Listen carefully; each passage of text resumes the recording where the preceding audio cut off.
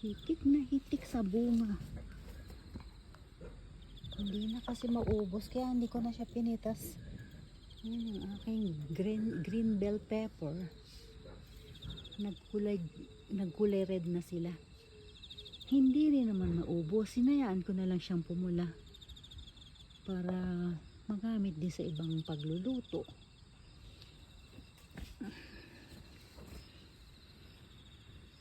Ang dami oh. Grabe, isang puno lang ito. Nakakatuwa naman siya. Kaya lang sayang, hindi rin nakakain. Ito naman yung mga talong.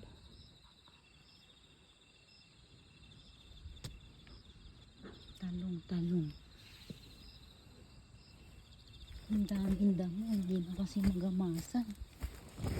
Kasi sa dami ng trabaho, hindi ko na makaya lahat eh.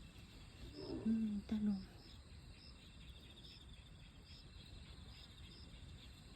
Ang talong. Pitasin natin ito ngayon. Pipiritos natin siya. Mamaya. Nakalapat na sa lupa. Mabigat na siya.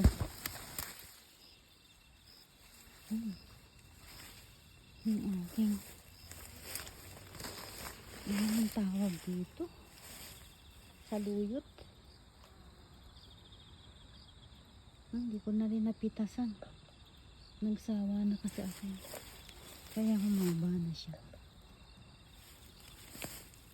Saluyot. Malamok. Yung soba farm. Bulaklak na siya. Tapos na yung ampalaya ko. Tsaka yung pipino. Dapat may ampalaya pa. Yan dito yung wait lang. Yung cute na. Ang dami na po pala. Ito yung alugbati. Pitasan ko na rin yan mamaya. Gusto, dalawa naman kaming kumakain ng gulay. Yung si Bunso ko, ayaw niya ng gulay. Ito yung nabangus. Ito naman pechay. Bagyo pechay.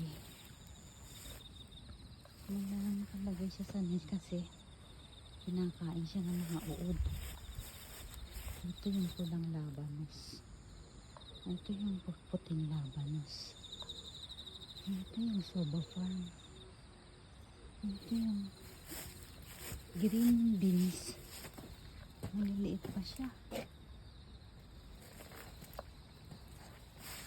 Tapos ito naman yung kamatis. 4 na puno. Mini tomato, cherry tomato, and yung malalaking tomato. Mas mataas pa sa akin, talaga lang. Tatalunin ko pa siya bago ko makuha. Yan na umanda. Tomato hanggang itaas oh. Sinusungkit ko na lang yan siya pagka kinanino kasi.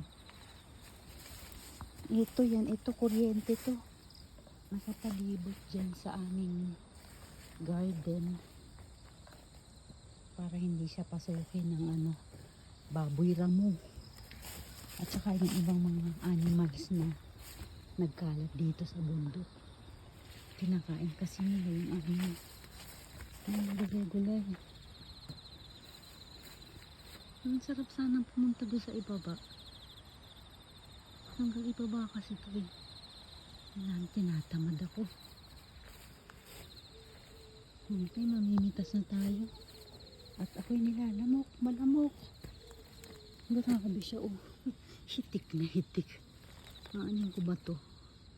Wala, ganyan na yan. Mabubulok na yan siya dyan. Isang tagigisang puno lang naman siya eh. Pero kung bumunga talaga, sobra-sobra. Okay, mamimitas na tayo ng mga gulay-gulay.